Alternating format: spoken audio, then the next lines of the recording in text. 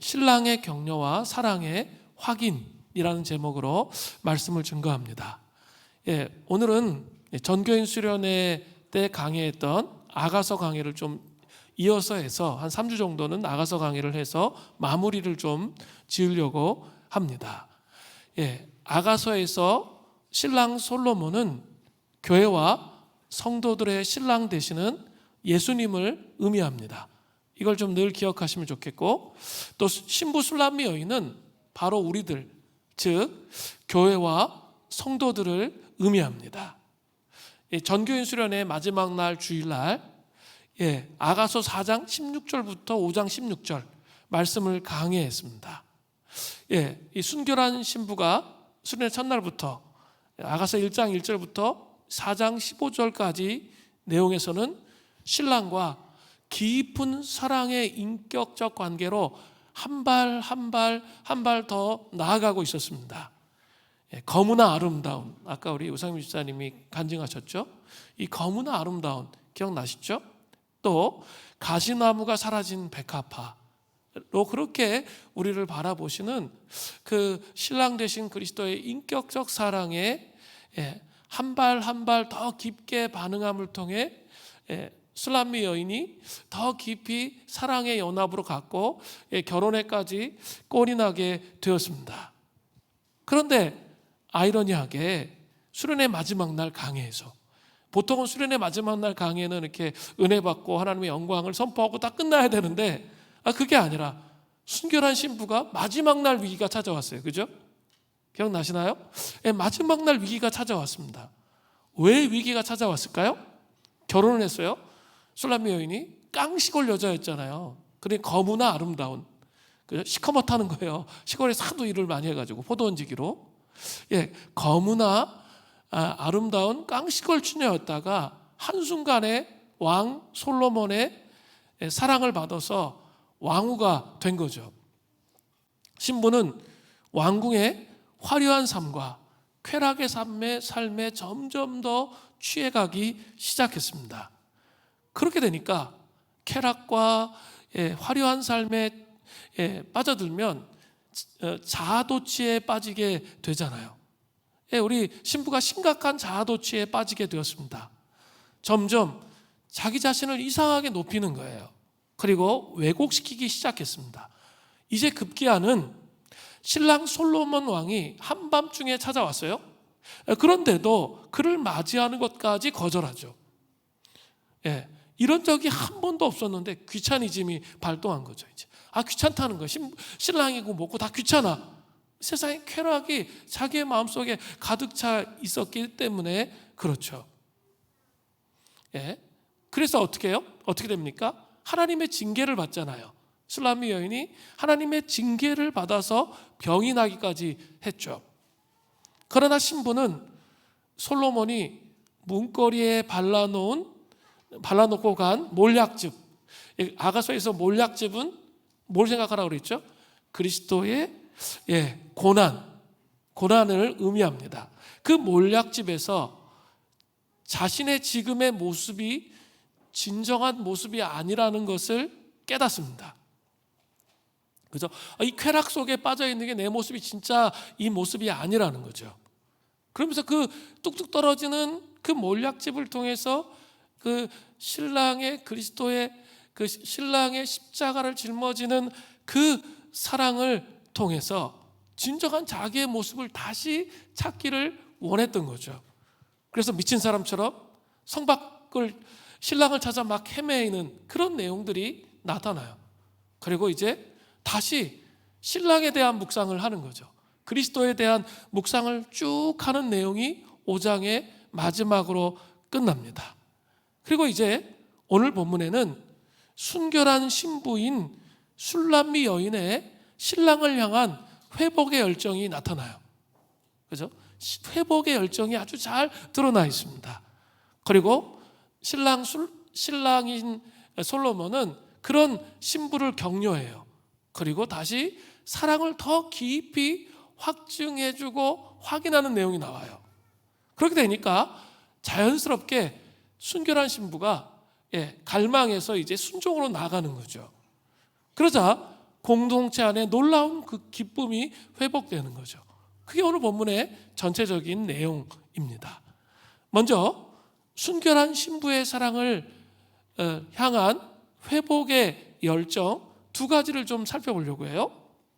첫 번째는 순결한 신부의 신랑을 향한 회복의 열정 첫 번째는 교회 공동체와 함께하는 여정이어야 합니다. 오늘 본문에 아가서 5장 8절에 나타난 예루살렘의 딸들의 말로 시작돼요. 아가서는 제일 중요한 게 뭐예요? 누가 한 말인지가 중요해요. 그거를 잘 찾지 못하면 헷갈려요. 그래서 혼자 읽을 때는 이게 뭔 얘기인지 전혀 파악이 안 되는 거죠. 그러니까 술람미 여인이 한 건지 솔로몬 왕이 한 것인지 아니면 예루살렘의 딸들 이 제3자가 한 말인지 그걸 잘 찾는 게 필요해요. 그런데 이 6장 1절에는 먼저 예루살렘의 딸들이 다시 등장하는 거죠. 그들은 신랑과 신부가 진실로 이 사랑의 오작교로 연결되기를 원하는 그런 사람들이었어요. 아가서 6장 1절을 보세요. 여자들 가운데에서 어여쁜 자야, 내 사랑하는 자가 어디로 갔는가? 내 사랑하는 자가 어디로 갔는가? 우리가 너와 함께 찾으리라. 이거 누가 한 말이라고요? 예루살렘의 딸들 5장 8절 나오죠. 예루살렘의 딸들이 신랑을 잃어버리고 고통 가운데 있는 순결한 신부에게 우리가 너와 함께 술람미 여인과 함께 신랑을 찾는 일에 함께 동참하겠다라고 말하면서 안정감을 주는 거죠. 상당히 찾아 나섰는데 찾지 못했기 때문에 불안한 상태에 있었는데 공동체 식구들이 너와 함께 찾겠다고 말함을 통해서 안정감을 주고 있습니다. 신랑을 찾는 신부의 여정은 진실로 교회 공동체와 함께 하는 여정이어야 하는 것이죠. 여러분 인생을 살다 보면 여러 가지 어려움들을 겪죠. 우리 공동체 중보기도의 방이 있는데 사람들이 자기가 병들거나 어려움을 겪을 때 그 방에 올립니다. 그러면 그 밑에 쫙 다 기도한다는 얘기가 쫙 이렇게 쭉 붙거든요. 근데 이렇게 한번 어려움을 겪어보면 압니다. 어려움을 겪었을 때 거기에 딱 올렸을 때 사람들이 쭉 기도한다는 수많은 사람들이 기도해 주겠다는 얘기를 딱 들으면 어떻죠? 흔들렸던 마음이 안정감이 생겨요. 그게 공동체의 힘이에요. 또 힘든 일을 겪을 때 소그룹 안에서 함께 기도하는 거죠. 소그룹 하는 게 뭐 인생 핫풀이하라고 모이는 게 아니에요. 또 서로 다른 사람들 비난하고 판단하고 뭐 그러기 위해서 모이는 게 아니에요. 그렇게 모이면 거기에 능력이 없습니다. 그런 것이 아니라 신앙의 여정 가운데 어려움과 힘듦을 겪고 있는 사람과 함께 기도하면서 그 사람이 그 신앙의 여정을 잘 통과할 수 있도록 기도하는 것이 소그룹이에요. 그렇게 되면 그 어려움에서 헤쳐나올 수가 있게 되는 것이죠. 한번 잘 생각해 보세요. 깊은 영적 침체와 낙심이 온단 말이에요. 그럴 때 혼자 헤쳐나오기가 정말 쉽지 않아요. 혼자 헤쳐나오는 게 보통 어려운 게 아니에요. 그때 교회 공동체 식구들의 도움이 있어야 순결한 신부의 여정을 완수할 수 있어요. 자극을 주는 사람이 있어야 그것이 완성된다는 거죠. 물론 교회 공동체 안에는 문제가 많이 있습니다. 죄인들의 모임이기 때문에 그렇죠. 그렇다고 해서 자기의 상처 때문에 신앙의 여정을 혼자 가게 되면 심각한 문제가 발생하게 돼요. 어떤 문제일까요? 왜곡된 신앙의 여정을 가게 된다는 거예요. 이게 무슨 말이냐면 자신의 약점을 보완하지 않고 약점을 강화하는 쪽으로 되는 거죠. 그러면 어떻게 돼요? 기도의 응답은 받지만 주님이 우리를 향해 가지고 계신 계획이 있는 거죠. 그리스도의 형상으로 온전히 자라가게 하는 그 계획은 이루어지지 않습니다. 그러니까 시편 말씀에처럼 기도의 응답을 받았지만 영혼은 파리해지는 거죠. 어떤 상황이 올 때 금식하면 돼. 물론 금식하면 되지만 금식한다고 모든 게 다 되는 건 아니에요. 더 중요한 건 뭐죠? 하나님과의 인격적 관계가 되게 중요한 거예요. 그죠? 인격적 관계 안에서 응답을 받아야죠. 하나님이 어떤 어려움과 난관을 주셨을 때는 그 주신 이유가 있단 말이에요. 그래서 우리의 연약한 부분을 하나님 다루시려고 하는 거예요. 이게 잘 이렇게 안 꺾어지는 부분들이 있죠. 그것을 다루시려고 하는 것인데 그것은 다루지 않고 그냥 주님께 그냥 앵겨붙어 그래가지고 그렇게 해서 기도 응답을 받게 되면 문제가 심각해져요. 점점 자기가 강화된다니까요. 자기 스타일, 자기 방식이 강화되는 거예요. 그러면 그리스도의 형상을 담은 하나님의 사람으로 세워질 수가 없는 거죠. 공동체에 있으면, 어려움이 있으면 어떻죠? 내 약점을 건드리는 싫은 소리 들을 수 있어요. 근데 그게 어떻게 보면 하나님께서 우리를 다루시고자 하시는 부분인지도 몰라요. 근데 우리가 그게 듣기 싫은 거죠. 그죠? 그런데 이 잔상으로 남잖아. 여운으로 남잖아. 그러면서 그것에 대해서 하나님의 사람이라면 씨름하게 되거든요. 그러면서 자기의 약점들을 깨뜨리면서 그리스도의 형상으로 자라갈 수 있도록 하는 거예요. 자기 장점만 보고 신앙생활하면 안 돼요. 자기의 연약함이 무엇인지, 그것이 어떻게 깨져야 되는지, 그래야 내가 그리스도의 형상으로 닮을 수 있는 거예요. 자기는 속으로 나눔할 때 다 잘하고 옆에 있는 사람 다 잘못하고 그런 게 아니에요. 우리 다 부족한 거예요. 연약한 거예요. 그것들을 나눌 수 있어야 되는 거죠. 그렇게 될 때 정말 온전한 변화의 여정을 갈 수 있다는 것이죠. 또 중요한 게 있어요. 교회 공동체의 식구들은 어때야 돼요? 정말 여러분이 은혜를 받았다면 지금부터 더 중요해요. 성령 충만함을 계속 유지할 수 있어야 돼요. 그리고 영적 근면함으로 깨어 있으려고 노력해야 돼요. 그래야 이 공동체 전체가 신앙의 여정에 도움을 줄 수 있어요. 다른 사람의 신앙의 여정에 도움을 줄 수 있습니다. 우리 이렇게 저도 그랬는데 한 2박 3일 쉬니까 너무 이제 피곤하니까 푹 쉬자. 이렇게 하다 보면 이제 우리가 영적 근면함으로 가져왔던 것까지 다 놓아버릴 수 있어요. 수련회 이후에. 그러면 또 어떻게 돼요? 심각한 무장해제를 하죠. 그럼 또 다시 신앙생활이 어떻게 됩니까? 아무리 은혜를 받았어도 껍데기만 남게 돼요. 그렇게 되면 이 공동체 안에 하나님의 임재가 사라져요.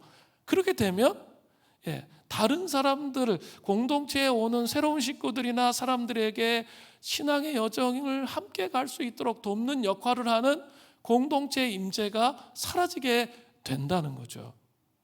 이거 아주 중요한 문제예요. 제가 이렇게 탈북인 우리 개척하기로 한 교회 김강원 목사님하고 통화했는데, 자기는 우리 수련회 때 자기가 설교했는데 설교하면서 너무 좋았던 게 뭐냐면, 우리 수린교회 성도들이 많은 사람들이 앉았는데 너무나 따뜻한 느낌을 받았다는 거예요. 따뜻한 성령의 임재가 있었다는 거예요. 그런 식의 고백을 하더라고요. 그런데 제가 이런 고백들을 많이 들었어요. 이렇게 오시는 목사님들이나 성도님들이 우리 수련회에 참여하고 또 이렇게 교회에 와서 자리에 앉아서 기도하면 따뜻한 임재의 느낌이 있다는 거죠. 그러면 어때요? 마음의 문이 열릴 거 아니에요. 그 따뜻한 임재, 뭔가 사랑이 느껴지면 그 마음의 문이 열릴 거 아니에요. 그 다음부터 하나님께서 그 사람이 공동체에 속하게 되면서 이 영적 여정을 갈 수 있도록 하신다는 거죠. 그 임재의 공간을 만드는 역할은 우리 모든 성도들의 역할이라는 거죠.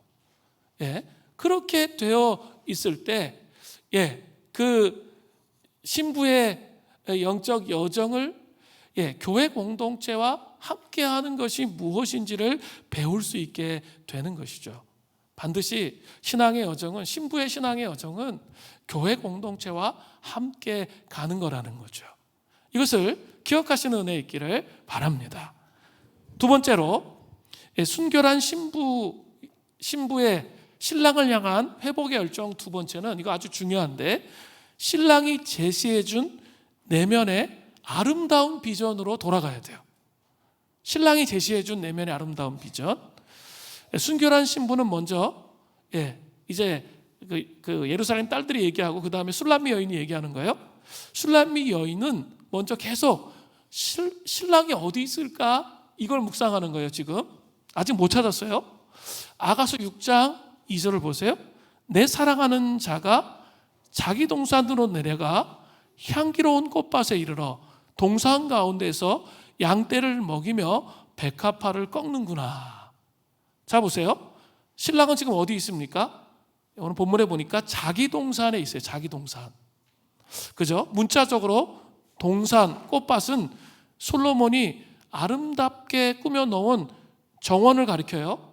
그러나 상징적으로 신랑에게 즐거움과 기쁨을 안겨주는 순결한 신부 자신의 내면을 가리키는 거예요. 순결한 신부 자신의 내면. 신랑은 이미 순결한 신부의 내면에 대한 그 분명한 비전을 주었습니다. 여러분 기억나세요? 아가서 4장. 이게 되게 중요한데 아가서 4장 12절에 내 누이 내 신부는 잠금 동산이요 덮은 우물이요 봉한 세미로구나. 또 뒷구절들은 어때? 또 뒤에 쭉 나오죠. 이 나오는데 특징이 뭐예요? 이렇게 점점점 축소되면서 아주 깊이 배타적으로 은밀한 곳으로 들어가죠. 잠근 동산, 덮은 우물, 봉한샘. 그리고 이 봉한샘에서부터 이 4장 뒷부분을 보면 이제 다시 덮은 우물로 잠근 동산으로 세상으로 나아가는 어떤 변화의 여정에 대한 내용들이 나와요. 신랑이신 그리스도는 하나님의 백성들인 우리에게 이러한 비전을 주셨습니다. 인격적이고 친밀한 그리스도의 사랑을 깊이 경험하고 알아가는 것이 가장 중요한 거예요. 그게 첫 번째예요. 그게 없으면 뒤에 것들은 다 인본주의적인 거예요. 하나님 기뻐하시는 게 아니에요. 그리스도를 정말 깊이 알아가는 거죠. 그리고 그 사랑을 통해서 이제 세상에 확산시키는 거예요. 변화시켜가는 여정을 가는 겁니다.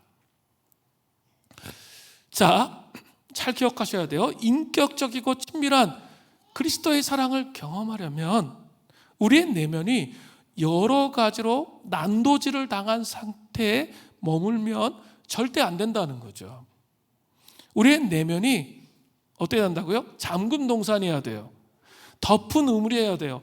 봉한 샘이 되어야 합니다. 잠근 동산이라는 게 뭐예요? 열쇠로 잠궜단 말이에요. 그러니까 열쇠를 가지고 있는 주인에게만 열리는 거예요. 그죠? 열쇠를 가지고 있는 주인에게만 열려야 되는 거죠. 그 무엇으로도 유린당하지 않은 오직 순결하게 그리스도를 사랑해야 되는 거죠. 신랑이신 그리스도만을 사랑하는 거죠. 결혼 관계가 그렇잖아요. 잠근 동산이 되어야 되죠. 서로 아내와 남편이 그런 관계가 아니라 열린 동산이 돼서 그냥 자동문이야. 모든 사람이 다 열려. 그건 심각한 문제가 되죠. 그죠? 어떻게 보면 깊은 인격적인 관계는 배타적인 아주 친밀한 관계 안에서 형성된다는 것을 볼 수 있습니다. 그렇게 하나님은 우리가 다른 우상들에게 우리 마음을 뺏겨서 자동문이 되어 있는 상태, 그 가운데에는 순결한 신부로 준비되어지지 못한다는 것을 보여주고 있는 것입니다. 자아도취에 빠져있던 순결한 신부는 바로 이러한 내면의 회복을 통해서만 회복되는 거죠. 신랑이신 그리스도를 잠근 동산, 덮은 우물, 봉한 샘으로 아주 깊은 하나님과의 교제 안에 들어가는 자만이 회복이 되는 거죠. 자, 그렇다면 좀 더 생각해 보면 좋겠어요. 이런 회복이 어떻게 일어날까요? 한재홍 목사의 인문학을 하나님께로 포를 보면 아주 좀 인상 깊은 단어 하나를 쓴 내용이 나와요. 그것은 뭐냐면 나 아닌 것 떼어내기, 이런 단어가 있어요. 나 아닌 것 떼어내기 라는 말이 나옵니다. 나를 이루고 있는 것은 몸무게도 키와 나이도 주민등록번호도 아닙니다. 내가 사는 집의 평수도 아니고요, 타고 있는 차의 가격도 아닙니다. 월급의 액수도 아닙니다.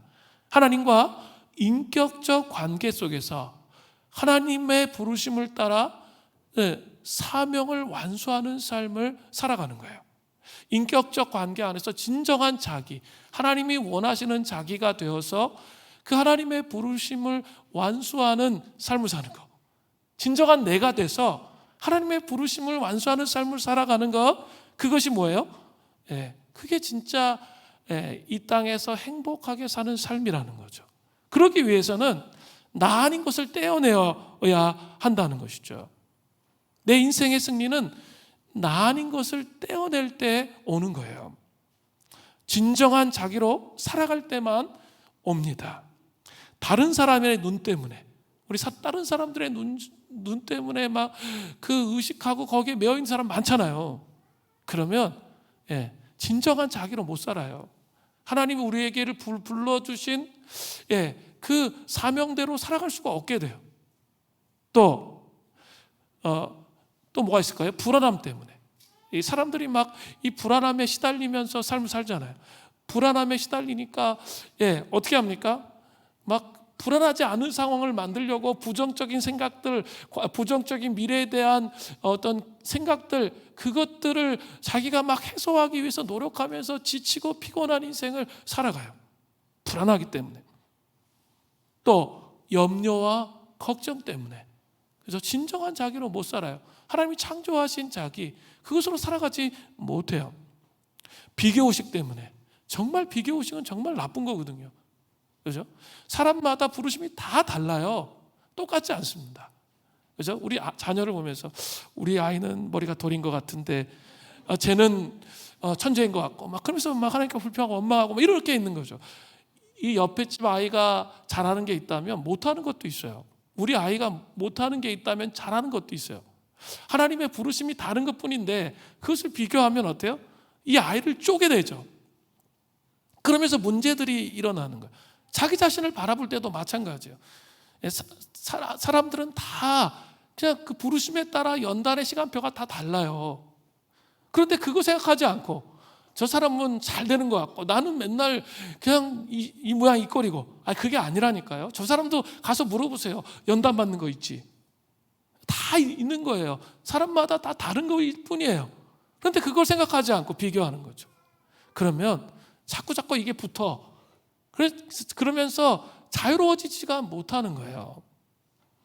성공에 대한 욕망 때문에, 또 관계에 대한 집착 때문에 더덕더덕 다른 것들을 붙이고 사는 삶은 순결한 신부의 삶이 결코 아니에요. 우상 숭배의 삶이라고 할 수 있습니다. 여러분 정말 마음이 잠금동산이 되고 덮은 우물이 되고 봉환샘이 돼서 오직 그리스도를 깊이 사랑하기 시작하면 이런 것들이 다 떨어져 나가요. 이거 정말 아무것도 아니에요. 사람이 나를 어떻게 생각하냐, 이거 다 진짜 아무것도 아니거든요. 그게 하나씩 떨어져 나갑니다. 그러면 아름다움을 느끼기 시작해요. 우리 삶이 너무 분주하고 이런 것들이 너무 이렇게 막 붙어 있으면 어때요? 자연의 아름다움을 보고도 아름다움을 느끼지 못해. 자꾸 땅을 보게 되잖아요. 그리고 그냥 자기 속에 갇혀가지고 아무것도 보여지지 않아요. 근데 예수님을 잘 믿으면요, 이상하게 마음에 여유가 있어요. 그래서 자연을 바라보면서 아름다운 것을 보고 아름답게 느껴요. 이게 되게 중요한 문제예요.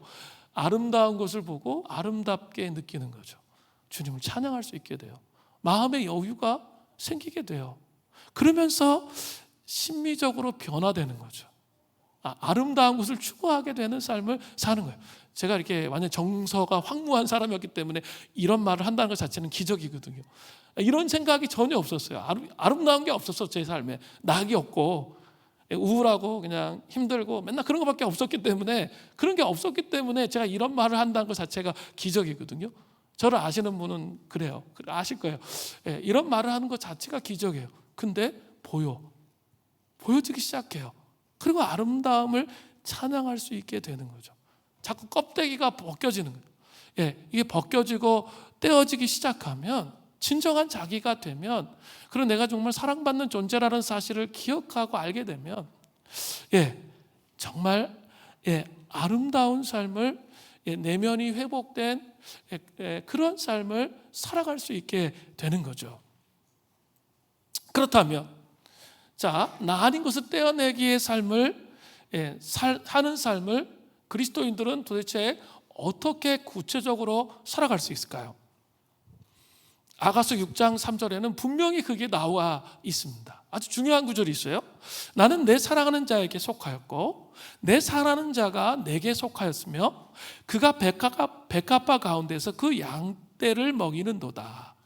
자, 이 구절 앞에서도 보셨죠? 나는 내 사랑하는 자에게 속하였고 내 사랑하는 자는 내게 속하였으며, 이게 핵심이에요. 이것은 제가 전교인 수련회 때 두 단어로 정리했습니다. 이거 기억하고 계셔야 돼요. 반드시. 그건 뭐냐면 첫 번째 단어는 나는 그리스도 안에 있습니다. I am in Christ. 나는 그리스도 안에 있는 거예요. 그리고 또 하나의 단어는 뭐죠? 그리스도께서 내 안에 계십니다. Christ is in me. 그리스도께서 내 안에 계십니다. 이 단어 두 개를 잘 이해하면 신앙생활의 아주 깊은 본질을 이해할 수 있게 되는 거예요. 요한복음 14장 20절에 예수님께서 이렇게 말씀하셨어요. 그날에 내가 아버지 안에, 너희가 내 안에, 제자들 너희가 내 안에, 내가 너희 안에 있는 것을 너희가 알리라 하셨어요. 예수님을 따르는 사람은 안다는 거예요. 그죠? 너희가 내 안에, 내가 너희 안에 있다는 거죠. 첫 번째로 나는 그리스도 안에 있습니다. 이게 뭡니까? 우리 구원의 절기 했죠. 하면서 제가 계속 강조하고 있어요. 성육신의 신비, 십자가의 그 은총, 부활의 신비, 승천의 영광, 성령 강림의 의미, 그리고 재림의 이 복음의 이 전체의 메시지를 일단 이해하는 게 중요해요. 부분적으로 이해하는 게 아니라 이 전체를 이해하는 게 중요합니다. 그리고 그 복음의 부요함이 얼마나 풍성한지 이해하는 게 중요해요. 그리고 다 이해했어. 그리고 끝이 아니에요. 그 이해한 다음에 그 다음에 해야 할 게 있어요. 그게 뭘까요? 이 복음의 풍성함을 이해했기 때문에 내 자아를 십자가에 못 박는 삶을 사는 거예요. 그죠? 이렇게 우리가 정신을 차리지 않으면 금방 침체가 오죠. 여러분 경험하시잖아요. 저도 경험해요. 내가 정신을 차리고 깨어 있으려고 노력하지 않으면 있죠. 하루라도 말씀 읽지 않고 기도 생활 안 하면 어때요? 나도 모르는 상태에서 지금 딴 데가 있어. 내 마음이 신랑이신 그리스도께 안 가 있다고요. 경험하세요? 경험되잖아요. 이게 지금 근데 왜 이러지? 하면서 안 가 있는 자기를 보게 되잖아요. 그죠? 그렇습니다. 그렇기 때문에 이 죄된 본성은 끊임없이 내가 원하는 거 하고 싶어 하거든요. 진정한 자기가 되는 하나님의 형상으로서 세워지는 거에 집중하는 게 아니라 이렇게 사는 게 더 행복한 거라고 자꾸 속이거든요. 근데 진짜 하나님이 원하시는 대로 자기를 십자가에 못 박고 죽이며 살면 진정한 자기와 만족과 행복이 와요, 진짜. 그런데 이런 삶이, 내 마음대로 사는 삶이 옳다고 자꾸 우리를 속이면서 우리를 그런 식으로 끌고 가잖아요. 어두움으로, 죄악으로 우리를 끌고 간다는 거죠. 그렇기 때문에 매일매일 이 복음을 제대로 이해하고 회개를 통해서, 성령의 조명하심을 통해, 아까 간증에도 얘기하셨잖아요. 회개의 삶을 통해서 성령님을 경험하잖아요. 회개를 통해서 나 아닌 것을 자꾸 떼어내는 거예요. 이 타락한 본성에서부터 오는 것들을 자꾸 떼어내는 거죠. 그게 뭘까요? 십자가에 못 박는 삶이죠. 그죠? 하나님이 용서하라고 그랬는데 사람들을 용서하라고 그랬는데 내가 상처받은 거에 집중해. 그리고 용서하고 싶지 않아 막. 그런 마음들이 있잖아요. 그런 것들로 막 가고 싶잖아요. 복수하고 싶고 들이받고 싶고, 제된 본성 그렇잖아요. 누구나 다 그래요. 그런데 뭐라고 말씀하셨죠? 나 아닌 것을 떼어내야지. 진정한 나 아닌 것. 하나님 말씀에 순종해야 되는데 순종하지 못하게 내 감정대로 하게 하는 거잖아요.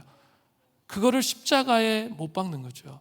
그러면 내가 복수할 때와 다른 놀라운 자유와 기쁨이 정말 임해요. 하늘의 영광이 이런 것이구나를 알게 돼요. 그래서 용서하는 거거든요.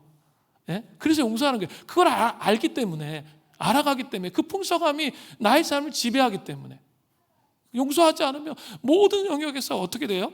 미워하고 증오하고 판단하고 이것이 계속 된다라는 것이죠. 그죠? 그것을 그 십자가에 못 박는 그 삶을 처음으로 살아야 되는 거죠. 두 번째는 그리스도께서 내 안에 계십니다. 이 말은 뭐예요?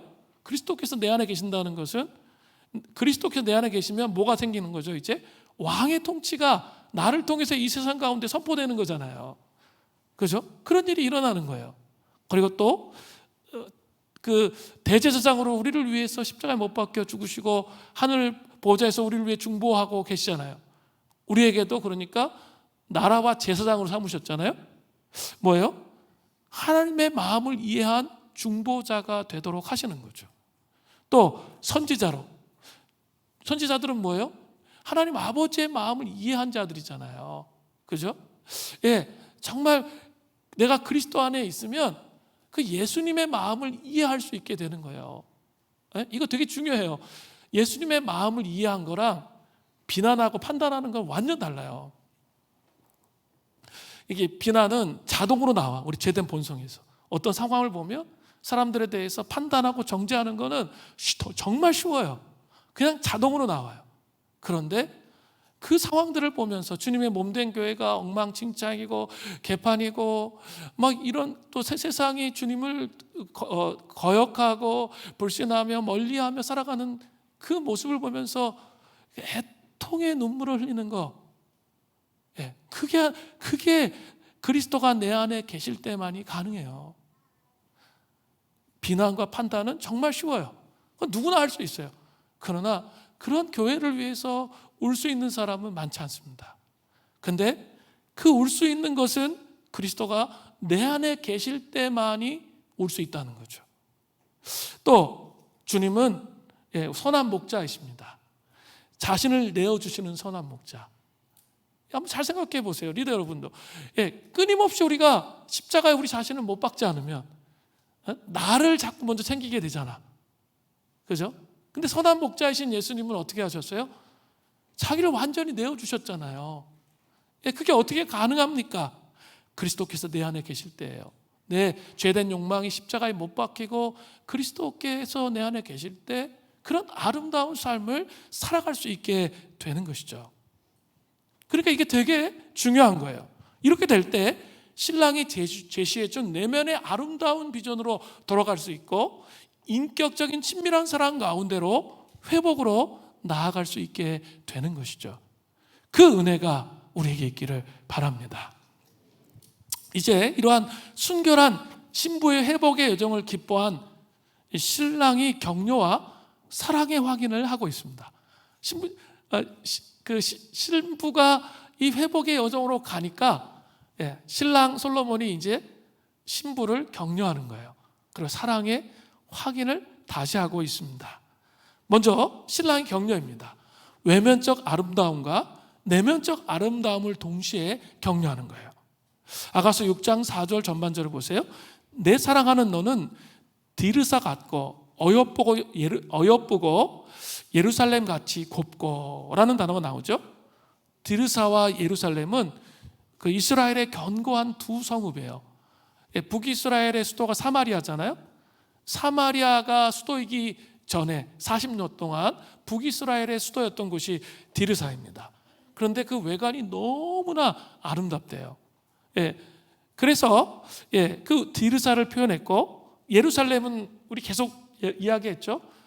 지리적 예루살렘, 새 예루살렘, 그리고 내면의 예루살렘. 그 세 가지 말씀을 드렸어요.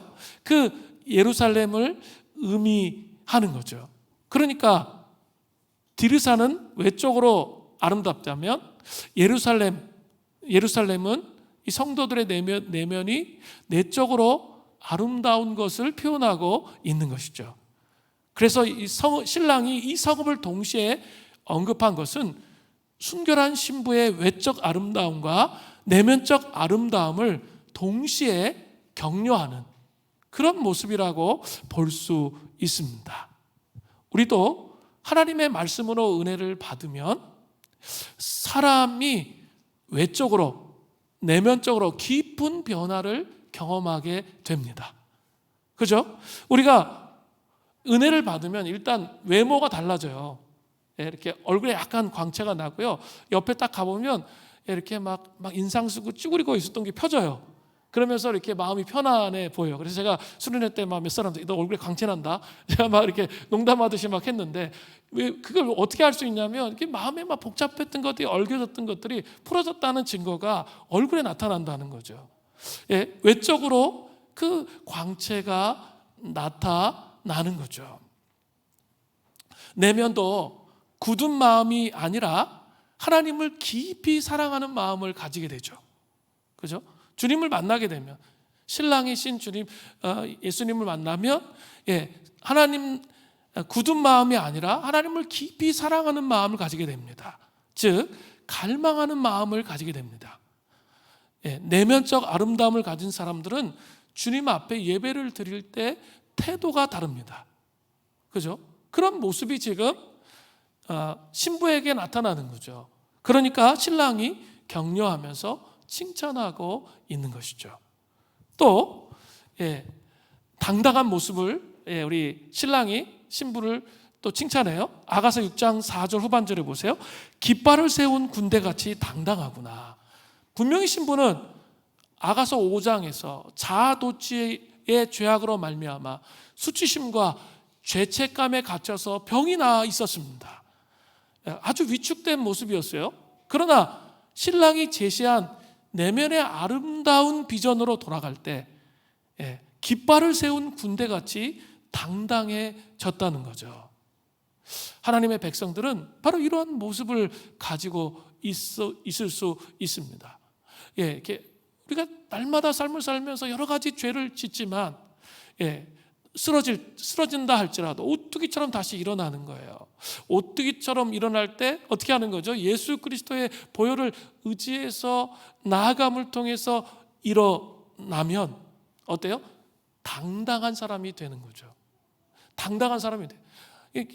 자기 지은 죄에 대해서 막 죄책감과 위축감과 시달리면 결국 뭘 믿지 않는 거죠? 신랑이 우리의 죄를 용서해 주셨다는 걸 믿지 않는 거예요. 그게 불신이에요. 불신이에요. 분명히 하나님, 예수님께서 십자가로 말미암아 그 모든 죄악을 벗기셨는데 용서해 주셨다고 하셨는데도 그것을 믿지 못하는 삶을 깨뜨려야 돼요. 그게 불신의 삶이에요. 그러면 반드시 옵니다. 당당해져요. 세상에 대해서 당당해지고 사람들 앞에 당당한 그런 삶을 살게 되는 것이죠. 세 번째, 신랑의 놀라운 기쁨을 통해서 격려해요. 아가서 6장 5절 전반절을 보세요. 아주 특이한 표현이 나와요. 내 눈이 나를 놀라게 하니 돌이켜 나를 보지 말라.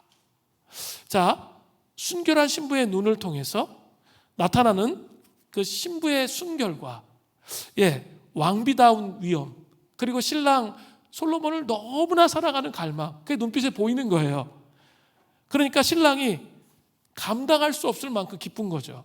그러니까 나를 보지 말라, 이 반어법적 표현인데요. 반어법적인 표현을 통해서 이렇게 그 자기의 그 기쁨을 표현하고 있는 거죠. 너무나 갈급함이 크고 그 기풍 있는 신부의 위엄이 그 눈빛 안에 드러났기 때문에 이런 표현을 하고 있습니다. 하나님 말씀에 굳게 서서 자신의 영적 순결을 지키고 그리스도를 향한 사랑에 눈길을 떼지 않는 하나님의 백성은 이 세상의 어떤 존재보다 하나님을 기쁘시게 한다는 거예요. 다른 게 기쁘시게 하는 게 아니에요.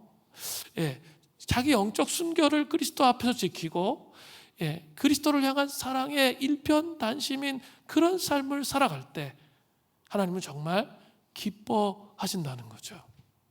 영국 목회자 샌드 밀러는 자신의 책 족한 사랑에서 육성에 가까울 정도로 실감나게 하나님의 음성을 들었던 적이 있다고 말했습니다. 그 중에 한 번은 청년 시절이었습니다. 신앙수련회에 참석해서 큰 감동과 도전을 받은 뒤 그는 홀로 해변을 산책하며 하나님께 기도를 올렸다고 합니다. 그가 올려드린 기도는 헌신의 기도였습니다. 하나님, 저는 하나님을 너무 사랑합니다. 지금 이 순간이라도 무엇이든지 말씀만 하시면 저는 무엇이든지 다 할 수 있습니다. 그렇게 고백을 했다는 거죠. 바로 그때 그의 마음속에 분명한 음성을 주셨다고 합니다. 나는 너 하나로 족하단다. 나는 너 하나로 족하단다. 마치 바로 옆에서 자신의 귀에 속삭이는 듯이 분명한 그런 음성이었다고 합니다. 그런데 그는 그 황송한 음성 앞에 또 다른 어떤 말도 할 수가 없었습니다. 그가 표현한 그의 감정은 당혹감이었습니다. 복음은 우리를 당혹스럽게 만드는 진리입니다. 너 하나로 족하단다. 하나님께서 이 진리를 십자가 위에서 증명하셨습니다. 이 황송하고 당혹스러운 진리 앞에 우리도 결단하기를 원합니다. 하나님 한 분으로 제가 족한 인생을 살기를 원합니다. 신랑이 놀라운 기쁨으로 돌이켜 나를 보지 말라는 말씀을 들은 인생이 되기를 소원합니다. 그런 신랑에게 그런 기쁨을 드리는 그런 인생이 되시는 은혜가 있기를 바랍니다.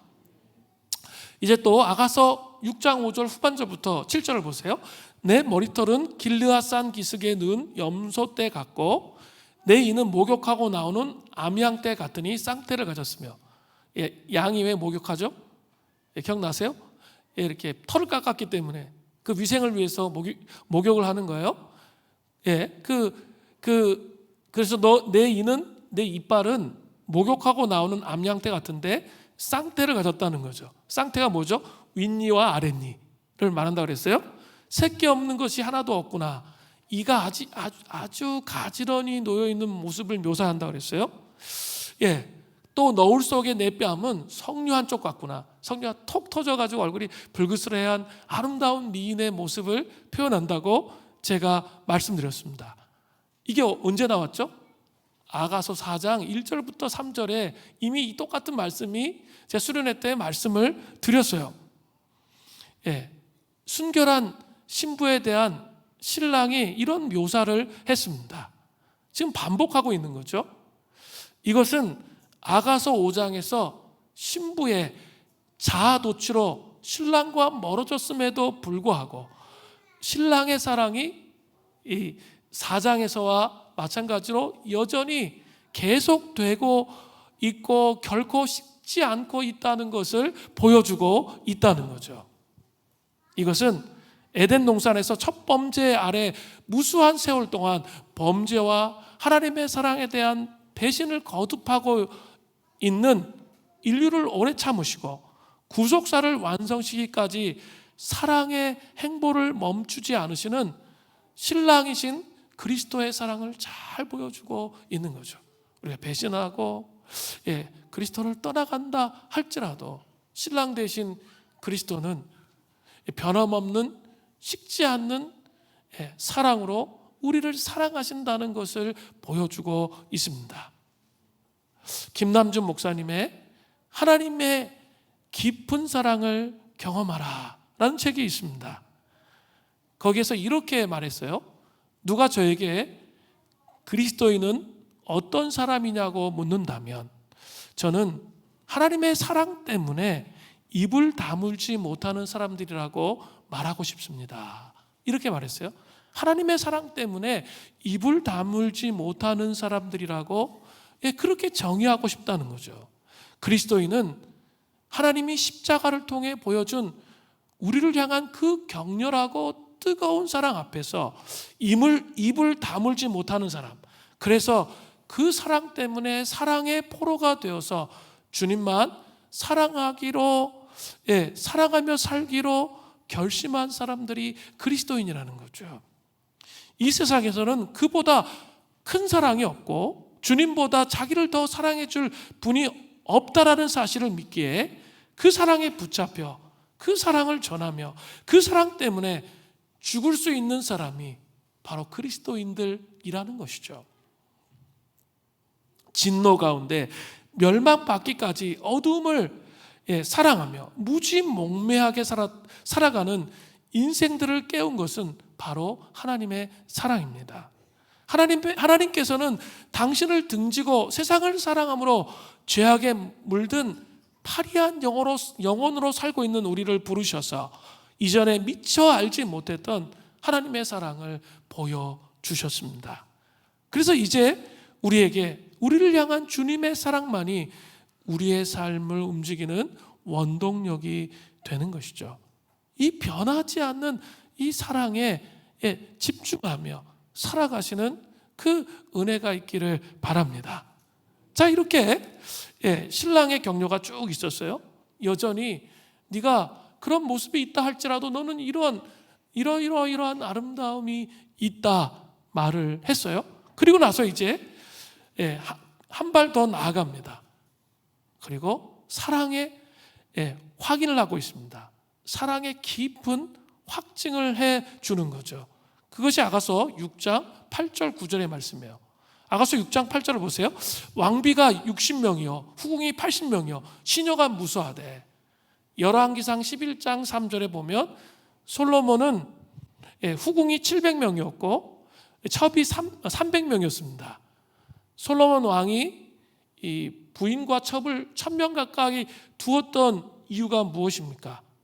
혼인 외교를 통해서 주위 강대국과 동맹함을 통해 강력한 국가를 유지하려고 정략 결혼한 거죠. 그 당시에 가장 강대국이 어디예요? 애굽이잖아요. 애굽에 공주를 데려와서 결혼하면 사위국가가 되잖아요. 그러면 쳐들어오지 않는 거죠, 애굽이. 그리고 자기들이 어려움을 겪을 때 애굽에 도움을 요청할 수 있죠. 사위국가니까. 그렇게 결혼을 많이 했던 것이죠. 그런데 오늘 보면 아가서 6장 8절에는 왕비가 60명이에요. 그리고 후궁이 80명입니다. 이것을 딱 보면 이것은 아가서가 이 젊은 날에 쓰여졌구나, 이것을 알 수 있는 거죠. 숫자가 훨씬 적잖아요. 젊은 날에 쓰여졌다는 것을 알 수 있습니다. 그러나 솔로몬의 마음은 그 많은 부인과 첩에게 있지 않았어요. 오직 한 여인, 술람미 여인에게 있었습니다. 성경이 일부일처제를 주장한다는 게 이걸 보면 분명하게 알 수 있는 거예요. 천명과 같이 살았는데 마음이 한 여자에게만 있었던 것이죠. 아가서 6장 9절을 보세요.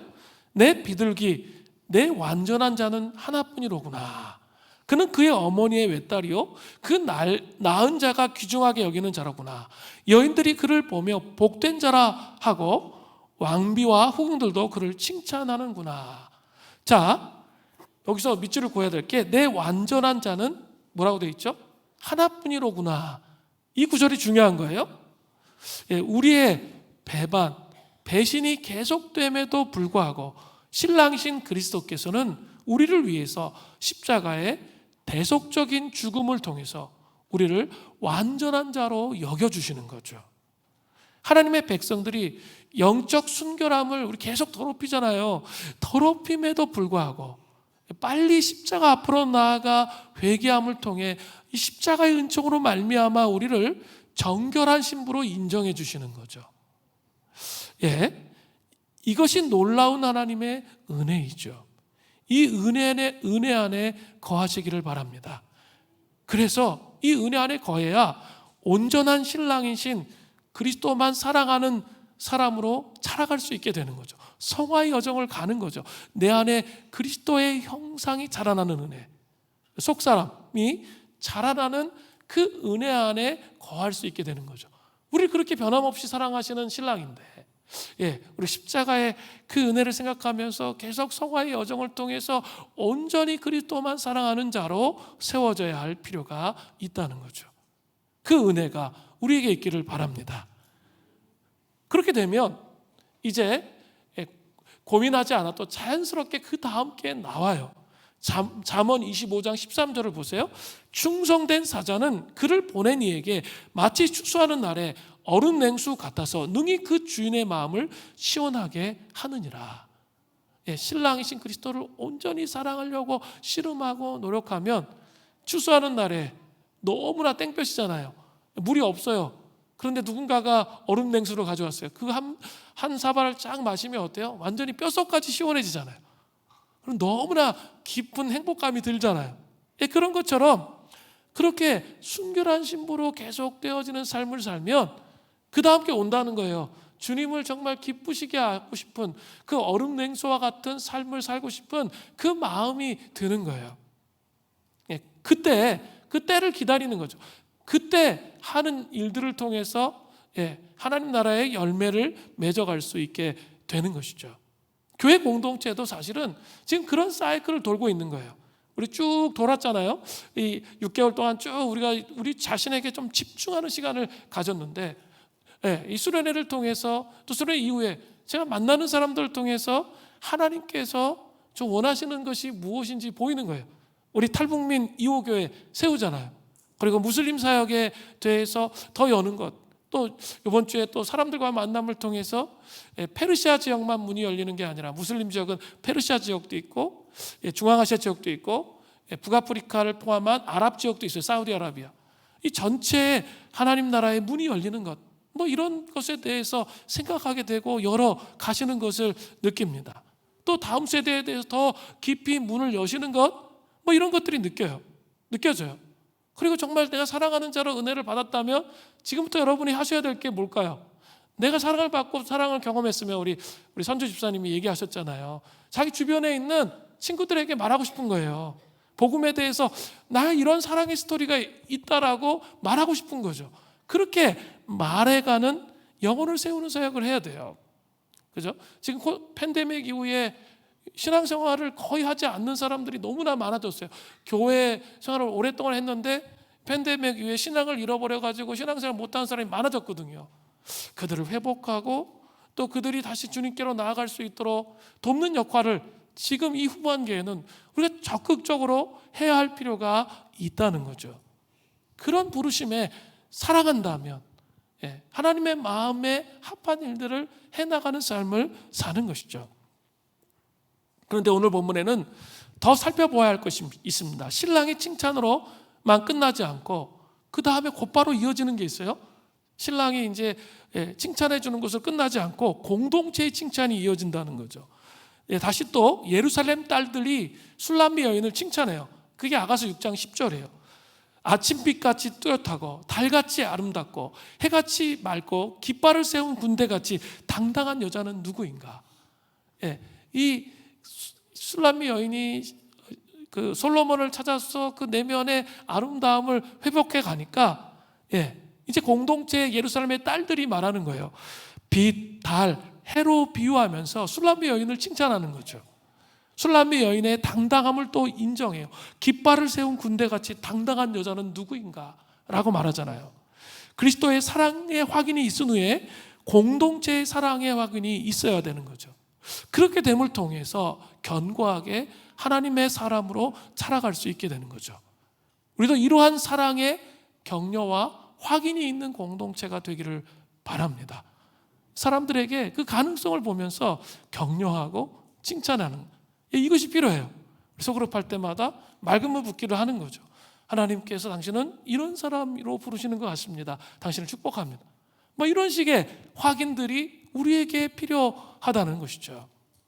자, 이제 신랑의 격려와 사랑의 확인과 공동체의 사랑의 확인에 순결한 신부인 술람미 여인이 반응하기 시작해요. 이제 움직이는 거예요. 아가서 2장 11절부터 12절이에요. 골짜기의 푸른 초목을 보려고 포도나무가 순이 났는가? 석류나무가 꽃이 피었는가? 알려고 내가 호도동산에 내려갔을 때 부지 중에 내 마음이 나를 내 귀한 백성의 수레 가운데로 이르게 하였구나. 자, 순결한 신부 술람미 여인은 푸른 초목, 포도나무의 순, 석류나무 꽃이 피어있는 신랑이 있는 호도동산으로 내려갔습니다. 호동산은 2절에 자기동산, 또 4장 12절에 잠금동산, 다 같은 의미죠. 드디어 순결한 신부는 순종으로 반응한 거죠. 그것으로 내려간 거예요. 그런데 그 순종은 어떤 것이었습니까? 철저히 본인의 의지에 의한 자발적 순종이었다는 거죠. 12절에 부지중에 알지 못하는데 마음이 움직여서 술람미 여인은 왕후의 병거를 타고 솔로몬이 있는 곳에 도착했던 것이죠. 드디어 만나게 되는 거죠. 이제 이런 모습을 보면서 다시 예루살렘의 딸들이 다시 말해요. 공동체가 아가서 6장 13절 전반절을 보세요. 돌아오라 돌아오라. 술람미 여자야 돌아오고 돌아오라. 우리가 너를 보게 하라. 이것은 예루살렘의 딸들이 신랑과 신부의 사랑이 결실을 맺어지기를 간절히 기원하는 거예요. 그리고 다시 왕국으로 돌아오기를 바라는 거죠. 그리고 다시 신부와 신앙의 여정을 예루살렘의 딸들이 함께 가기를 바라는 거죠. 이러한 고백을 하니까 이제 신랑이 6장 13절 후반절은 또 신랑이 말하는 거예요. 이거 잘 알아야 돼요. 신랑이 말하는 거예요.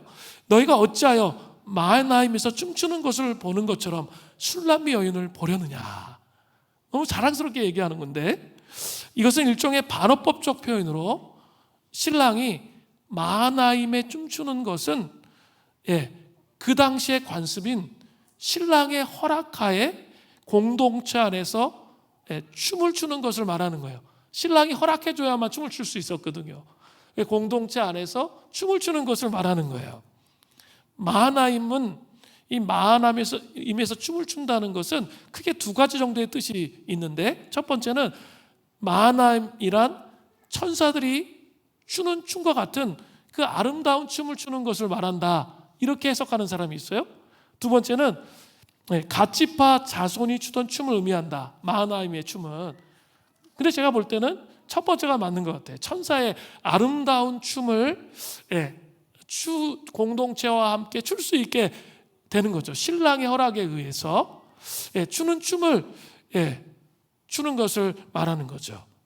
신랑을 위해서 공동체에서 천사들이 추는 춤과 같은 아름다운 춤을 우리의 삶을 통해서 추기를 신랑이신 그리스도가 원하시는 거죠. 공동체와 온전한 연합을 이루며 하모니를 이루면서 나의 삶 속에서 이 마하나임의 춤, 천사들이 추었던 천사와 같이 춤을 추는 그 춤을 신랑이신 그리스도는 원하신다는 거예요. 그죠? 혼자 독불장군으로 신앙생활하는 게 아니라 공동체와 연합해서 하모니를 이루어서 그 아름다운 춤을 추어가기를 원하신다는 거죠. 신랑을 위해서, 공동체 식구들을 위해서 아름다운 춤을 추었던 그 모습을 회복하기 원한다는 고백입니다. 교회 공동체는 순결한 신부의 아름다운 순종의 고백이 있어야 하고, 그것을 기뻐하는 공동체 식구들의 고백이 있어야 합니다. 그리고 아름다운 춤을 삶 가운데 추는 순결한 삶을 살아야 되는 것입니다. 이제 우리 공동체는 부흥으로 나아가고 있습니다. 그 부흥으로 나아갈 때 더욱 중요한 것은 연합하는 거예요. 혼자가 아니라는 생각을 갖는 거예요. 연합함을 통해 나의 삶에도 부흥의 스토리가 있고 공동체 전체에도 부흥의 스토리가 쓰여지는 그런 은혜가 우리에게 있기를 간절히 바랍니다. 혼자 이루어가는 게 아니라 부흥의 스토리가 우리의 삶과 개인의 삶과 교회 전체의 삶 속에 연결되어 세워지는 은혜가 있기를 간절히 바랍니다. 자, 이제 우리 신랑의 격려와 사랑의 확인 함께 나누었습니다. 나의 하나님,